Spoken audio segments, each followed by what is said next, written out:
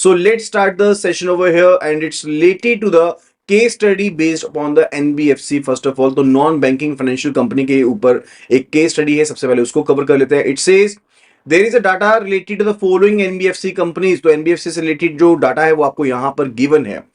XYZ NBFC है, it is engaged in the acquisition of shares or stocks or and accepting the deposits from the customers having asset size greater than 500 crores. Pillai NBFC है, it is engage in the business of hire purchase. ठीक है, तो ये higher and purchase का जो business है उसमें ये पर्टिकुलरली इन्वॉल्व है एंड लीजिंग के बिजनेस में इन्वॉल्व है. This is not accepting the deposit from the public and having an asset size of 1200 crores here, right? Third one is related to Ramananda NBFC. It is a housing finance company with an asset size of 550 crores.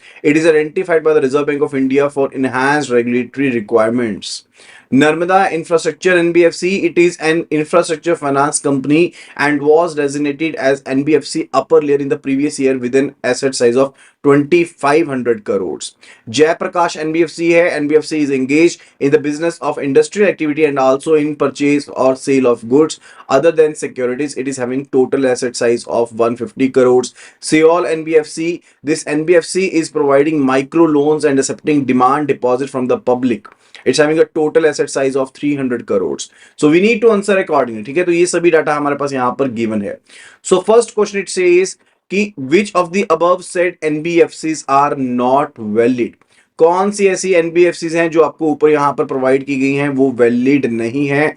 We need to answer over here. Actually you need to answer over here and I am waiting for your reply. So kindly do answer the question at the earliest. Do not wait for the others to participate. की और करेंगे तो आप answer post करेंगे, आप अपने and पर जल्दी से जल्दी आंसर पोस्ट कीजिएगा because it's your time, it's your turn to participate and further so as to answer the questions over there. देखो एनबीएफसी जो होती है ना वो एक्विजिशन कर सकती है शेयर्स की, स्टॉक्स की, बॉन्ड्स की, डिबेंचर्स की, या फिर गवर्नमेंट या लोकल अथॉरिटी के जो सिक्योरिटीज है उनके ऊपर उनमें पार्टिसिपेट कर सकती है, या फिर मार्केटेबल सिक्योरिटीज जैसे होती हैं लाइक लीजिंग हो गया, हायर परचेज हो गया, इंश्योरेंस बिजनेस हो गया, चिट बिजनेस हो गया, हाउसिंग फाइनेंस हो गया, उनमें पार्टिसिपेट कर सकती हैं. लेकिन वो इंडस्ट्रियल एक्टिविटी में पार्टिसिपेट नहीं कर सकती. तो ध्यान से समझिएगा कि इंफ्रास्ट्रक्चर फाइनेंस कंपनी तो ठीक है, उसमें तो पार्टिसिपेट कर सकती हैं, लेकिन इंडस्ट्रियल एक्टिविटी में पार्टिसिपेट नहीं कर सकती. सेल और purchase of goods other than securities में पार्टिसिपेट नहीं कर सकते. तो जयप्रकाश एनबीएफसी तो बिल्कुल भी सही नहीं है. फिर उसके बाद है कि सियोल एनबीएफसी को ध्यान से देखिएगा. एनबीएफसी को जो एक चीज अलग बनाती है, अलग चीज बनाती है किससे? बैंक से. वो बनाती है कि एनबीएफसी जो होती है वो डिमांड डिपॉजिट एक्सेप्ट नहीं कर सकती. It can not be accepting the demand deposit from the public. जबकि सियोल एनबीएफसी क्या कर रही है? सियोल एनबीएफसी डिमांड डिपॉजिट ही एक्सेप्ट कर रही है. सो बेसिकली ये तो बैंक वाला काम कर रही है. देखो जो एनबीएफसी होती है उसको बैंक की तरह रिकॉग्नाइज नहीं किया जा सकता. ठीक है, फुली ऑर्गेनाइज्ड ये रिकॉग्नाइज्ड बैंक नहीं होता है. इनको कंपनीज एक्ट के अंदर रजिस्टर किया जाता है. इसको नॉन बैंकिंग फाइनेंशियल कंपनी कहते हैं. ठीक है, ये फाइनेंशियल सर्विसेज ऑफर करती हैं और टर्म डिपॉजिट को एक्सेप्ट भी कर सकती हैं. लेकिन जो एनबीएफसी होती हैं वो demand deposit, traditional demand deposit को एक्सेप्ट नहीं कर सकती हैं. So answer will be what? Answer will be कि ये जो सियोल एनबीएफसी है एंड जयप्रकाश एनबीएफसी है वो वैलिड नहीं है. बाकी सभी को क्रॉस चेक कर लेते हैं. नर्मदा एनबीएफसी इंफ्रास्ट्रक्चर का काम कर रही है, अलाउड है. रामानंद एनबीएफसी हाउसिंग फाइनेंस का काम कर रही है, अलाउड है. Pillai NBFC hire purchase leasing का काम कर रही है, ये भी अलाउड है. XYZ एनबीएफसी जो है वो एक्विजिशन ऑफ शेयर्स और स्टॉक कर रही है, ये भी डन है, ये भी अलाउड है. एक्सेप्टिंग द डिपॉजिट लिखा है तो हम ये मानेंगे कि जो ये एक्सेप्ट कर सकती है टर्म डिपॉजिट उसकी बात की जा रही है because the question is silent about the same.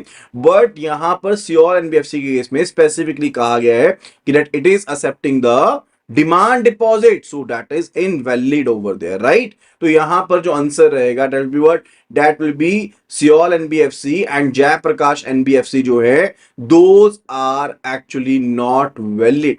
वो वैलिड नहीं है. So accordingly that will be the answer. Is that clear? ये चीज क्लियर होगी यहां पर? काइंडली फटाफट से कंफर्म कर दीजिए. काइंडली एक चीज को कंफर्म कर दीजिए, क्या ये चीज क्लियर होगी यहां पे? ओके, चलिए अभी आगे चलते हैं. related to the question number 2. It says which NBFC among the above said NBFC will be placed under NBFC base layer. देखो NBFC की कैटेगराइजेशन होती है, क्या होती है? कैटेगराइजेशन होती है, and this is as per the SBR. अच्छा एक चीज बताओ, NBFC की रेगुलेशन कौन करता है? Who is the regulator of NBFC? Kindly do answer at the earliest. Kindly do answer at the earliest. I am waiting for your replies. So kindly do answer at the earliest. जल्दी से जल्दी जो answer है वो post कर दीजिए. जल्दी से जल्दी जो आंसर्स हैं वो पोस्ट कर दीजिए. What will be your answer? I am waiting for your replies. Kindly do answer at the earliest कि NBFC का रेगुलेटर कौन होता है, करता धरता कौन है. ठीक है, देखो होता तो RBI ही है, लेकिन RBI के अंतर्गत एक पर्टिकुलर डिपार्टमेंट बनाया जाता है. That's actually DNBS. क्या होता है? DNBS एक डिपार्टमेंट होता है. That is a department of non banking supervision. वो यहाँ पर सुपरविजन करता है NBFCs की. ठीक है, कि डिपॉजिटर की प्रोटेक्शन करनी है, कंज्यूमर की प्रोटेक्शन करनी है, फाइनेंशियल स्टेबिलिटी बना करके रखनी है. और RBI प्यूनिटिव एक्शन भी ले सकता है इनके अगेंस्ट, लाइक कैंसिलेशन कर सकता है सर्टिफिकेट ऑफ रजिस्ट्रेशन को, या फिर प्रोहिबिटिंग ऑर्डर दे सकता है कि डिपॉजिट अपने एक्सेप्ट नहीं करने, या इवन क्रिमिनल केसेस भी फाइल अप कर सकता है for winding up the particular NBFCs. ठीक है, ये भी चीज़ की जा सकती है. तो एक SBR का फ्रेमवर्क है. SBR होता है स्केल बेस्ड रेगुलेशन. क्या रहता है? स्केल बेस्ड रेगुलेशन होती है. एज पर द सेम कितनी लेयर्स होती हैं? How many layers are there as per the SBR? SBR के अकॉर्डिंग कितनी लेयर्स होती हैं? Do answer at the earliest. जल्दी से जल्दी आंसर बता दो कि क्या आंसर हो सकता है. कितनी लेयर्स होती हैं in case of SBR? There are 4 layers. Base layer होती है, मिडल लेयर होती है, देन देयर अपर लेयर होती है, देन टॉप लेयर होती है. तो 4 टोटल लेयर्स होती हैं, एंड इनको कहते हैं BL and middle layer, upper layer and top layer. Right, ये 4 लेयर्स यहां पर होती हैं. ठीक है, तो इन्होंने कहा है कि कौन सी NBFCs जो है वो बेस लेयर में प्लेस की जाएंगी. हमारे पास NBFCs देखते हैं कौन कौन सी है, एंड उनके हिसाब से समझते हैं कि कौन कौन सी जो होगी वो बेस लेयर में यहां पर रहेगी. देखो पहली XYZ NBFC को ध्यान से समझते हैं. ठीक है, XYZ NBFC जो है वो acquisition of share and stock कर रही है, बिल्कुल ठीक है, लेकिन वो डिपॉजिट को एक्सेप्ट कर रही है. सो जितनी भी डिपॉजिट एक्सेप्टिंग NBFCs होती हैं उनको मिडल लेयर में प्लेस किया जाता है. सो ये NBFC irrespective of its asset size, this will be placed in middle layer. तो ये मिडल लेयर में प्लेस की जाएगी. तो मैं यहां पर लिख देता हूं, यहां पर सबसे पहले लिखते हैं बेस लेयर, फिर लिखते हैं मिडल लेयर. तो ये जो XYZ है ये किस में जाएगी? ये जाएगी मिडल लेयर में. ठीक है, फिर दूसरी NBFC देखो, Pillai NBFC. It is engage in the business of hire purchase and leasing, not accepting deposit from the public and having an asset size of 1200 crore. तो जहां कहीं भी नॉन डिपॉजिट टेकिंग NBFCs होती हैं और उनका एसेट साइज जो है वो 1000 करोड़ या उससे ज्यादा का होता है, उनको भी मिडल लेयर में प्लेस किया जाता है. तो ये पिल्लई भाई साहब भी कहां आएंगे? ये भी यहां पर मिडल लेयर में ही इनको प्लेस किया जाएगा. राइट, फिर आती है रामानंदा NBFC. गैंग ऑफ वैसरपुर वाले जो रामानंदा थे उनके एक NBFC है. It is housing finance company और एसेट साइज जो है वो 550 करोड़ रुपीस का है. क्या है? 550 का है. एंड इसको आइडेंटिफाई किया गया है RBI के द्वारा, रिजर्व बैंक ऑफ इंडिया के द्वारा, किसके ऊपर? इनहैंस्ड रेगुलेटरी जो रिक्वायरमेंट्स हैं वो लगेंगी. तो RBI ने इसको आइडेंटिफाई कर लिया है. ठीक है, कि इनहैंस्ड जो रेगुलेटरी इसके ऊपर गाइडलाइंस हैं वो यहाँ पर प्लेस होने वाली हैं. तो जिस भी पर्टिकुलर NBFC को इनहैंस्ड रेगुलेटरी गाइडलाइन के लिए यहाँ पर समझा परखा गया है, उनको कौन सी लेवल के ऊपर रखा जाता है? At which level they are placed? उनको रखा जाता है कौन से लेवल पर? उनको अपर लेयर में रखा जाता है. सो UL में आएगी रामानंदा. ठीक है, तो रामानंदा जो NBFC है वो आएगी यहां पर UL में. ठीक है जी, ये चीज क्लियर होगी है. उसके बाद देखते हैं अगली NBFC. It says Narmada infrastructure NBFC. Narmada infrastructure NBFC जो है उसके बारे में क्या कहा गया कि it is an infrastructure finance company and was designated as NBFC upper layer in the previous year. तो जो NBFC पिछले साल अपर लेयर में आती है उसको अगले 1 साल के लिए कंटिन्यू किया जाता है कि वो अपर लेयर में ही रहेगी. तो ये नर्मदा जो इंफ्रास्ट्रक्चर एनबीएफसी है ये भी आपकी कंटिन्यूड रहेगी for this particular year also in the upper layer, ठीक है। लेकिन ये नहीं है कि उससे अगले साल फिर रहेगी, ऐसा नहीं होता, वो पीछे रीजन लिखा जाता है कि किस रीजन की वजह से रही थी, ठीक है। फिर अगली एनबीएफसी है जयप्रकाश एनबीएफसी, वो तो इनवैलिड एनबीएफसी है, वो तो इनवैलिड है, वो तो प्रॉपर वैलिड है ही नहीं है, ठीक है। तो वो तो उसकी तो रजिस्ट्रेशन ही कैंसिल हो जाएगी।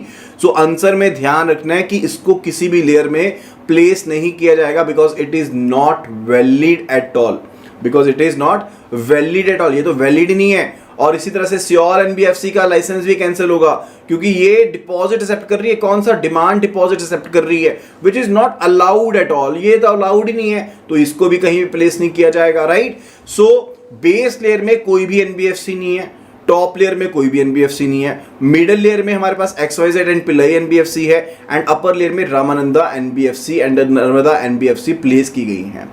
एज ऑफ जनरल अगर डेफिनेशन की बात करें तो जो भी एनबीएफसीज का साइज आपके पास एसेट साइज 1000 करोड़ से कम होता है वो एनबीएफसीज आपकी आती हैं बेस लेयर में। साथ ही साथ अगर कोई एनबीएफसी P2P यानी कि पीयर टू पीयर लेंडिंग का काम कर रही है, या फिर अकाउंट एग्रीगेटर यानी कि मल्टीपल जगह से सोर्सेज से डाटा उठा रही है एंड अकाउंट एग्रीगेशन का काम कर रही है, या फिर non operating financial holding company है, non operative financial holding company है, NOFHC कहते हैं, वो पर्टिकुलर कंपनी है, या फिर जो पर्टिकुलर एनबीएफसी है वो कोई इसी तरह की पब्लिक फंड को नहीं उठा रही, कोई कस्टमर इंटरफेस नहीं है, उनको भी बेस लेयर में तय किया जाता है। तो वो सभी एनबीएफसी जहां पर एसेट साइज जो है वो 1000 करोड़ से कम है, और या फिर P2P या फिर अकाउंट एग्रीगेटर या फिर non operative financial holding company है, या डिपॉजिट एक्सेप्ट नहीं कर रही, कस्टमर इंटरफेस नहीं है, तो उनको बेस लेयर में शामिल किया जाता है।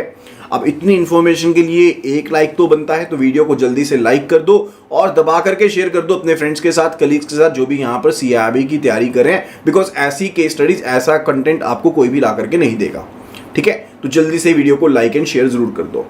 फिर उसके बाद बात आती है कि मिडिल लेयर में कौन सी आती है। तो जो भी कंपनीज एनबीएफसीज की बात कर रहे हैं, जो भी एनबीएफसीज आपके डिपॉजिट एक्सेप्टिंग है, यानी कि डिमांड डिपॉजिट तो हमने रखना ही नहीं है, वो तो वैलिड ही नहीं है, जो टर्म डिपॉजिट को एक्सेप्ट कर रही है इरिस्पेक्टिव ऑफ देयर साइज, कितना भी साइज हो, उन सभी को मिडिल लेयर में शामिल किया जाता है। और साथ ही साथ वो सभी एनबीएफसीज जिनका एसेट साइज 1000 करोड़ से ज्यादा है वो भी मिडिल लेयर में शामिल होती हैं। इसके अलावा जो स्टैंड अलोन प्राइमरी डीलर्स हैं, जो इंफ्रास्ट्रक्चर डेप्ट फंड हैं, जो कोर इन्वेस्टमेंट कंपनीज हैं, जो हाउसिंग फाइनेंस कंपनीज हैं, जो इंफ्रास्ट्रक्चर फाइनेंस कंपनीज हैं, इन सभी को भी मिडिल लेयर में शामिल किया जाता है। सिर्फ इन्हीं दो में डिफरेंट टाइप की यहाँ पर कंपनीज हैं।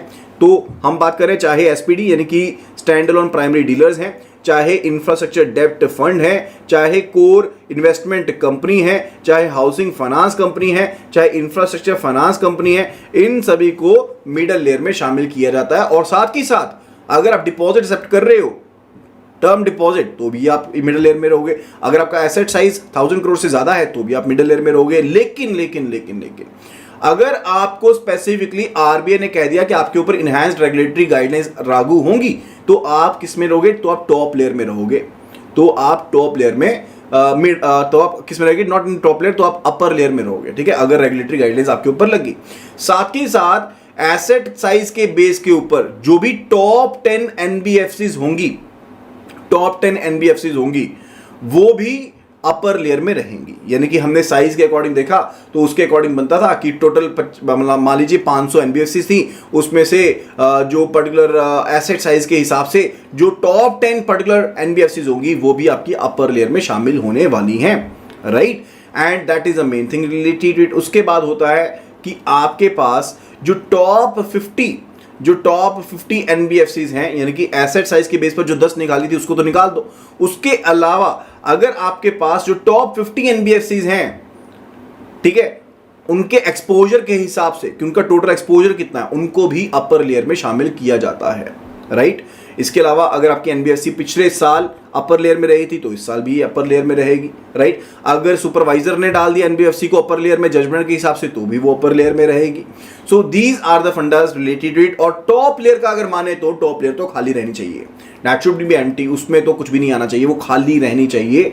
तो दैट इज द मेन फंडा रिलेटेड टू इट। अगर लगता है आरबीआई को कि ये एनबीएफसी अगर फेल हुए तो 4, 5, 10, 15 एनबीएफसी को और लेके जाएगी, एक सिस्टमिक रिस्क पैदा कर सकती है। सिर्फ तभी और तभी जो एनबीएफसी होगी उसको टॉप लेयर में रखा जाएगा, अदरवाइज नॉट, राइट।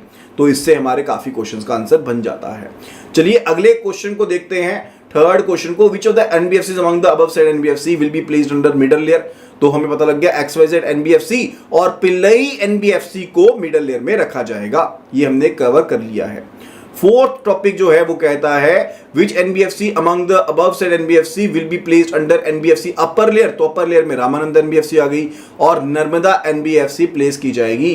क्वेश्चन 5 कहता है which of the following is matched correctly. कौन सा ऑप्शन करेक्टली मैच्ड है उसके बारे में आपको यहां पर आंसर करना है। Now you need to answer accordingly, आपको सही आंसर करना है और मैं वेट कर रहा हूं आपके आंसर्स का कि आप क्या आंसर यहां पर पोस्ट करते हैं। Kindly do answer at the earliest. So match करते हैं इन पर्टिकुलर ऑप्शंस को। Let's have a look at it. Deposit taking NBFC asset size lesser than 1000 crore, तो क्या वो बेस लेयर में आएगी? नो।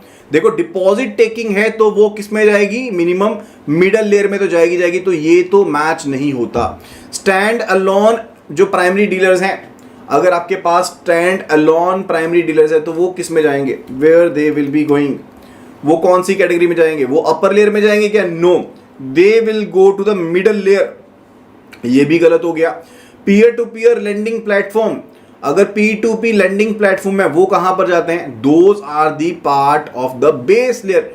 ये तो बेस लेयर का पार्ट है। अकाउंट एग्रीगेटर हो गए, peer to peer lending platform हो गए, ये तो बेस लेयर का पार्ट है। या NOFHC हो गए, ये बेस लेयर का पार्ट बनते हैं। NBFC with asset size of 1000 crore and above, would this be the part of the middle layer? Yes, these will be the part of the middle layer. तो option D जो है that is actually matched correctly, इसको बिल्कुल सही match किया गया है। So option D will be the right answer in this regard. Okay, तो ये ऑप्शन डी जो है that will be the सही आंसर यहां पर, ठीक है।